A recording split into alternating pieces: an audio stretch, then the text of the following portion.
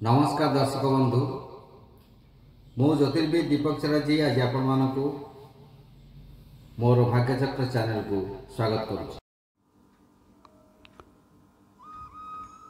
आज आम राशिचक्र द्वादश तथा अंतिम राशि शेष राशि मीन राशि संबंध में किसी आलोचना करिया। राशिचक्र द्वादश तथा अंतिम राशि आम जो नेचुरल जोडियाक अच्छी प्राकृतिक राशिचक्र तार 330 डिग्री ठारू 360 डिग्री पर्यंत यह परिव्याप्त अटे। जदि आम प्राधान्य कथा कहवा तेबे यह हूँ द्वादश स्थान। द्वादश स्थान प्राधान्य कौन यह हूँ मुख्य स्थान भाव धरी था। ये आम व्यक्तिर धर्म संपर्क जो तार जो पुण्य प्राप्ति है बा तार मुख्य किभली भाव हबार अच्छी ना नहीं एवं सेठारे केउं केउं ग्रह रोचंती पाप ग्रह कि शुभ ग्रह से हिसाब से तार आध्यात्मिक गतिविधि सबू अनुध्यान करा जाइता। एवं आहुरी मध्य जदि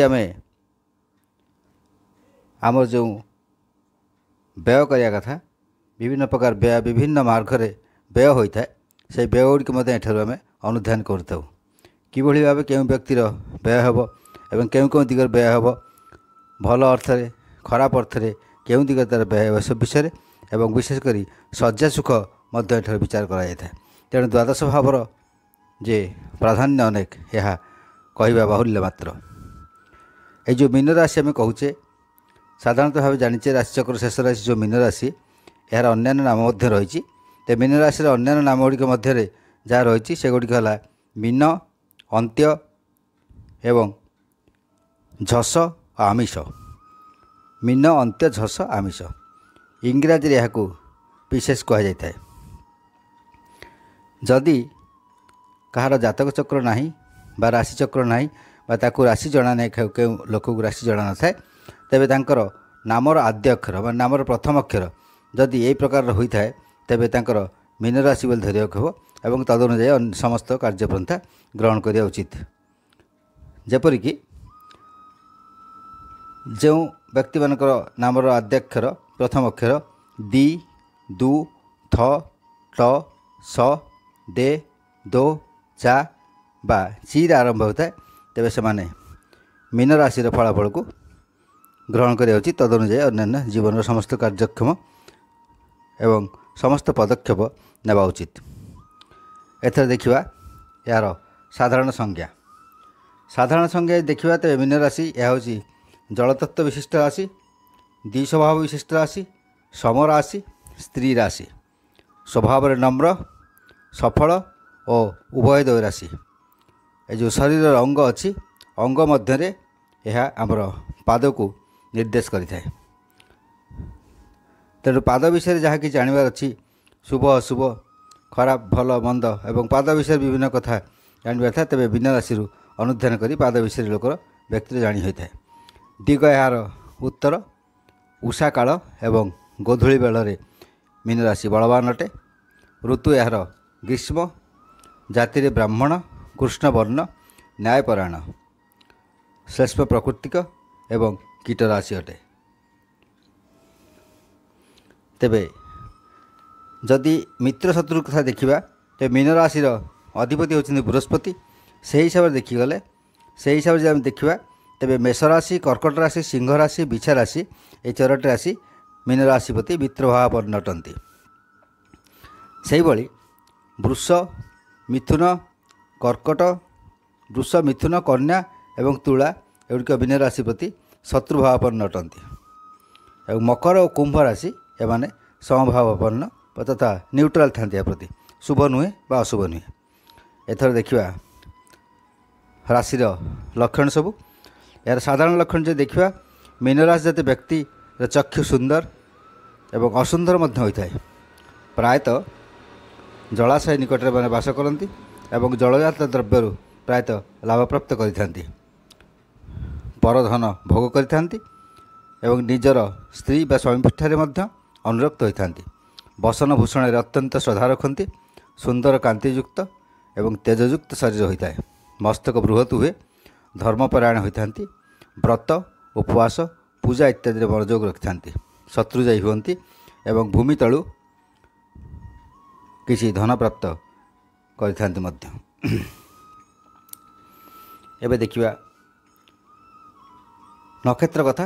ତେବେ ଯେମିତି ଅନ୍ୟାନ୍ୟ ସବୁ ରାଶିରେ 3ଟି ଲେଖାଏଁ ନକ୍ଷତ୍ର ଅଛି, ସେଭଳି ମୀନ ରାଶିରେ ମଧ୍ୟ 3ଟି ନକ୍ଷତ୍ର ଅଛି। ସେଗୁଡ଼ିକ ହେଲା ପୂର୍ବ ଭାଦ୍ରପଦ, ଉତ୍ତର ଭାଦ୍ରପଦ ଏବଂ ରେବତୀ। ଏହି 3ଟି ନକ୍ଷତ୍ର ଅଛି, ପୂର୍ବ ଭାଦ୍ରପଦ, ଉତ୍ତର ଭାଦ୍ରପଦ ଏବଂ ରେବତୀ। ଯାହାର ପୂର୍ବ ଭାଦ୍ରପଦ ହୋଇଥିବ, ପୂର୍ବ ଭାଦ୍ରପଦ ମୀନ, ତେବେ ସେ ନକ୍ଷତ୍ର ନମ୍ବର ହେଲା 25, 25/12 ହୋଇଥିବ। 25/12 ଦେଖିଲେ ଆପଣ ଜାଣିବେ ପୂର୍ବ ଭାଦ୍ରପଦ ମୀନ ରାଶି। ତେବେ ଏହି ପୂର୍ବ ଭାଦ୍ରପଦ ମୀନ ରାଶି ଯେଉଁ ସେମାନଙ୍କର ଏହି ନକ୍ଷତ୍ର ଜାତ ବ୍ୟକ୍ତିମାନେ ଦୁଃଖିତ ଚିତ୍ତ ହୋଇଥାନ୍ତି, ସ୍ତ୍ରୀର ବଶରେ ରହିଥାନ୍ତି, ଧନୀ ହୋଇଥାନ୍ତି, ପଣ୍ଡିତ ହୋଇଥାନ୍ତି, ମାତ୍ର କୃପଣ ମଧ୍ୟ ହୋଇଥାନ୍ତି। ଏଥର ଦେଖିବା ଉତ୍ତର ଭାଦ୍ରପଦ। ଉତ୍ତର ଭାଦ୍ରପଦ ନକ୍ଷତ୍ର ଯେଉଁ ଯେଉଁଠି 26 ନମ୍ବର ନକ୍ଷତ୍ର, ଯଦି 26/12 ଆପଣ ଦେଖନ୍ତି ତେବେ ଜାଣିବେ ଯେ ଉତ୍ତର ଭାଦ୍ରପଦ ମୀନ ରାଶି।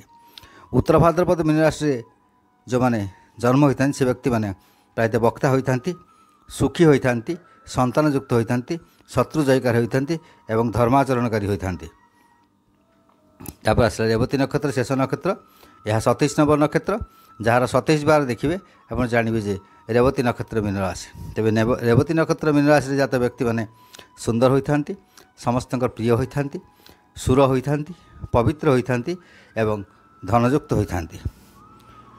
ଏଥର ଦେଖିବା ଏହି ରାଶିର ଯେଉଁ ଶାରୀରିକ, ପାରିବାରିକ, ଆର୍ଥିକ ଏସବୁ ସମ୍ବନ୍ଧରେ ଦେଖିବା କ'ଣ ଅଛି। ଶାରୀରିକ ହେଲା, ଯଦି ଶାରୀରିକ କଥା ଦେଖିବା ତେବେ ଶରୀରରେ ଅଣ୍ଟା ତଳକୁ ପାଦ ମଧ୍ୟରେ ପ୍ରାୟତଃ ରୋଗ ଯନ୍ତ୍ରଣା ଦେଖାଦେଇଥାଏ ଏବଂ ପାକସ୍ଥଳୀ ଓ ଯକୃତରେ ମଧ୍ୟ ରୋଗ ଯନ୍ତ୍ରଣା ଦେଖାଦେଏ। ଅସ୍ଥାୟୀ ଭାବେ ଯଦି ଦେଖିବା ତେବେ ଜଣ୍ଡିସ୍, ହାଡ଼ଫୁଟି, ନାଳଝାଡ଼ା, ରକ୍ତ ଆମାଶୟ ଏବଂ ଟାଇଫଏଡ଼୍ ଇତ୍ୟାଦି ରୋଗ ମଧ୍ୟ ଦେଖାଦେଇଥାଏ।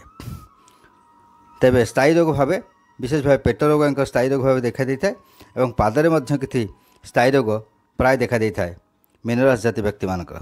ପାରିବାରିକ ଦେଖିବା, ପାରିବାରିକ କ୍ଷେତ୍ରରେ ଦେଖିବା ଏମାନେ ପରିବାର ପ୍ରତି ବହୁତ ସମ୍ବେଦନଶୀଳ ହୋଇଥାନ୍ତି ଏବଂ ପରିବାରରେ ସମସ୍ତଙ୍କ ସହ ମିଳିମିଶି ଚଳନ୍ତି ଏବଂ ପରିବାରରେ ସନ୍ତାନ ସୁଖ ପ୍ରାୟତଃ ମାନେ ପାଇଥାନ୍ତି ଏବଂ ସନ୍ତାନଙ୍କର ବହୁତ ପ୍ରଶଂସା ମର୍ଯ୍ୟାଦା ପାଇବା ସବୁ ଶୁଣିଥାନ୍ତି ଏବଂ ସେଥିରେ ଖୁସି ହୋଇଥାନ୍ତି। ମାତ୍ର ସନ୍ତାନମାନେ ପ୍ରାୟତଃ ଏମାନଙ୍କଠାରୁ ଦୂରରେ ରହିବାର ଦେଖାଯାଏ ଏବଂ ଶେଷାର୍ଦ୍ଧରେ, ଜୀବନର ଶେଷାର୍ଦ୍ଧରେ ସନ୍ତାନମାନେ ପ୍ରାୟତଃ ଦୂରେଇ ଯାଇଥାନ୍ତି ଏବଂ ବହୁ ଦୁଃଖପ୍ରାପ୍ତ ତାଙ୍କୁ ହୋଇଥାଏ। ଆର୍ଥିକ ଦେଖିବା, ଆର୍ଥିକ ଦେଖିବାକୁ ଗଲେ ପ୍ରାୟତଃ ସମ ଅବସ୍ଥା ଲାଗି ରହେ। ଅର୍ଥ ଯିବା ଆସିବା, ନେଣ ଦେଣ ସବୁବେଳେ ଲାଗି ରହିଥାଏ। ସେଭଳି ବିଶେଷ ଜମା ଅର୍ଥ କିଛି ନ ରହିଲେ ମଧ୍ୟ ଅର୍ଥର ଅଭାବ ପ୍ରାୟତଃ ରୁହେ ନାହିଁ। ପେଶାରେ ଦେଖିବା, ମାନେ ପେଶାରେ ପ୍ରାୟତଃ ଯେଉଁ ଅଛନ୍ତି ବୁଦ୍ଧିଜୀବୀ, ଇଣ୍ଟେଲେକ୍ଚୁଆଲ୍ କର୍ମକୁ ମାନେ ପସନ୍ଦ କରିଥାନ୍ତି। ଓକିଲାତି କରିବା ବା କୌଣସି ଏଜେନ୍ସି କରିବା ବା ବସିକିରି କମ୍ପ୍ୟୁଟର ସଫ୍ଟୱେୟାର ଇତ୍ୟାଦିରେ କର୍ମ କରିବା, ଏସବୁକୁ ଏମାନେ ବେଶୀ ପସନ୍ଦ କରିଥାନ୍ତି। ଚାକିରି ହିସାବରେ ଏମାନେ ପ୍ରାୟତଃ ବେସରକାରୀ ଚାକିରି କରିଥାନ୍ତି। ବେସରକାରୀ ଚାକିରିରେ ମଧ୍ୟ ବହୁତ ନିଷ୍ଠାବାନ ହୋଇଥାନ୍ତି। ଯଦି ସରକାରୀ ଚାକିରି କରନ୍ତି ତେବେ ବହୁ ଭାବେ ପ୍ରଶଂସିତ ହୋଇଛନ୍ତି, ମର୍ଯ୍ୟାଦା ପ୍ରାପ୍ତ କରିଥାନ୍ତି ଏବଂ ଜୀବନର ଉତ୍ତର କାଳରେ ସେମାନେ ବହୁ ଉଚ୍ଚ ସ୍ତରକୁ ଉନ୍ନୀତ କରିଥାନ୍ତି ଏବଂ ଏକ ସମ୍ମାନସ୍ପଦ ସ୍ଥାନ ଅଧିକାର କରିଥାନ୍ତି। ଏଥର ଦେଖିବା ଛାତ୍ରଛାତ୍ରୀଙ୍କ କଥା। ମୀନରାଶି ଜାତି ବ୍ୟକ୍ତିର ଯେଉଁ ଛାତ୍ରଛାତ୍ରୀ ଅଛନ୍ତି ସେମାନେ ପ୍ରାୟତଃ ଜେନେରାଲ ଲାଇନ୍ରେ ପଢ଼ିଥାନ୍ତି ଏବଂ ବିଶେଷ କରି ଶିକ୍ଷକତା ଲାଇନ୍କୁ ସେମାନେ ବେଶୀ ପସନ୍ଦ କରିଥାନ୍ତି। ଶିକ୍ଷାଦାନ କରିବା ଏବଂ ଟ୍ୟୁଟୋରିଆଲ ଏସବୁ ଜିନିଷ ପ୍ରତି ଏବଂ ଓକିଲାତି ବା କୌଣସି ବିଷୟରେ ଶିକ୍ଷା ଦେବା, ଏଭଳି ମାନସିକତା ସେମାନଙ୍କର ଥାଏ ଏବଂ ସେହି ପ୍ରକାର ସେମାନେ ପାଠ ପଢ଼ିଥାନ୍ତି ଏବଂ ସେଥିରେ ମଧ୍ୟ ଉନ୍ନତି କରିଥାନ୍ତି। ଏଥର ଦେଖିବା ମହିଳାମାନଙ୍କ କଥା। ମୀନରାଶି ଜାତୀୟ ମହିଳାମାନେ ଯେଉଁ ଅଛନ୍ତି ସେମାନେ ପରିବାରରେ ବେଶ ହସ ଖୁସିରେ ସମସ୍ତଙ୍କ ସହିତ ମିଳିମିଶି ଚଳନ୍ତି, ନିଜର ଦୁଃଖକୁ ପ୍ରାୟତଃ ଚାପି ରଖନ୍ତି ଏବଂ ସମସ୍ତଙ୍କ ସହ ସମଭାବପନ୍ନ ହୋଇ ମିଶିଥାନ୍ତି ଏବଂ ନିଜର ଯେଉଁ ଆକର୍ଷଣୀୟ ବ୍ୟବହାର ଦ୍ୱାରା ସମସ୍ତଙ୍କୁ ମୋହିତ କରିଥାନ୍ତି ଏବଂ ସମସ୍ତେ ତାଙ୍କ ଉପରେ ପ୍ରାୟତଃ ଖୁସି ହୋଇଥାନ୍ତି। ବନ୍ଧୁବର୍ଗରେ ଏବଂ ପରିବାର ବର୍ଗରେ ଏବଂ ପ୍ରତିବେଶୀମାନଙ୍କ ମଧ୍ୟରେ ଏମାନେ ଖୁବ୍ ପ୍ରଶଂସିତ ହୋଇଥାନ୍ତି ଏବଂ ସମସ୍ତଙ୍କୁ ନେଇ ଏକାଠି ଚଳିଥାନ୍ତି। ଆର୍ଥିକ ଅବସ୍ଥା ପ୍ରାୟ ଅସମ୍ପନ୍ନ ହେଲେ ମଧ୍ୟ ତା ଦେହରେ ସେମାନେ ତାକୁ ମ୍ୟାନେଜ୍ କରିଥାନ୍ତି ଏବଂ ଖୁବ୍ ଭଲ ଭାବେ ଚାଲିଥାନ୍ତି। କେହି ଯେମିତି ଜାଣିପାରନ୍ତିନି ତାଙ୍କର ଦୁଃଖ ବିଷୟ ଏବଂ ଯେଉଁମାନେ କର୍ମକ୍ଷେତ୍ରରେ ଅଛନ୍ତି, କର୍ମଜୀବୀ ମହିଳାମାନେ ମଧ୍ୟ ବହୁତ ସମୟାନୁବର୍ତ୍ତୀ ଏବଂ ନିୟମାନୁବର୍ତ୍ତୀ ହୋଇଥାନ୍ତି। ଏଥର ଦେଖିବା ଶୁଭାଶୁଭତ୍ୱ ସମ୍ପର୍କରେ। ଶୁଭ କଥା ଦେଖିବା ତେବେ ଏହାର ଶୁଭ ରଙ୍ଗ ହେଉଛି ମଳିନ ବର୍ଣ୍ଣ ଏବଂ ଶୁଭ ସଂଖ୍ୟା 7, शुभ धातु सुवर्ण, शुभरत्न पोखराज येलो साफायर बा गोल्डन टोपाज एवं शुभ मूलिका होची गुलुची। राशाधिप ग्रह यांकर बृहस्पति। घात बार होची प्रत्येक शुक्रवार, घात तिथि पंचमी, दशमी, अमावास्या एवं पूर्णिमा। यांकर इष्ट देवता हेले इंद्र एवं तारा। कल्याणकारी मंत्र है ओं ऐं क्लीं हुं बृहस्पते नमः बा ह्रीं श्रीं हुं फट स्वाहा। यही मंत्र मध्य जप कले बहुत कल्याण प्राप्त होता है। एवं विवाह कथा देखा तेबे एमानकर विवाह प्रायतः मेष राशि, कर्कट राशि, सिंह राशि, बिछा राशि, धनु राशि एवं मीना राशि जात व्यक्ति मान विवाह बंधन में आबद्ध हेले प्रायतः सांसारिक सुख प्राप्त होता है।